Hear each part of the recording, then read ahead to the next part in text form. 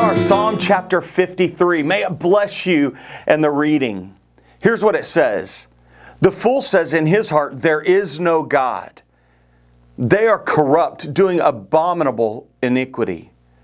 There is none who does good. God looks down from heaven on the children of man to see if there are any who understand, who seek after God. They have all fallen away. Together they have become corrupt. There is none who does good. Not even one. What I see here and what it's really describing is this, that the fool rejects God.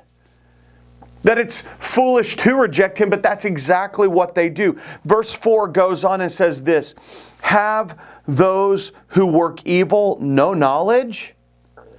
Who eat up my people as they eat bread and do not call upon God? So not only does the fool oppress God or reject God, but the fool oppresses God's people. So look at the response here in verse 5.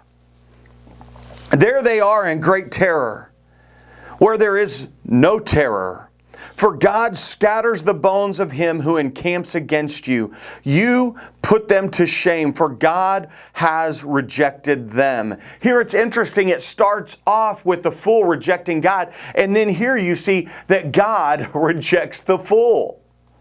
Goes on in verse 6, oh, that salvation for Israel will come out of Zion when God restores the fortunes of His people. Let Jacob rejoice. Let Israel be glad. Jacob and Israel are both just different words for those who come from God's promise, from His covenant. Let Jacob rejoice, let Israel be glad. Look at what it says. God restores His people. So the 4 points of this today is that the fool rejects God. The fool oppresses God's people. The response is that God rejects the fool and that God restores His people. It's simple. The sides are clear. Today, I'm asking you to pledge allegiance to Almighty God. He will have His way. Place your faith in Him.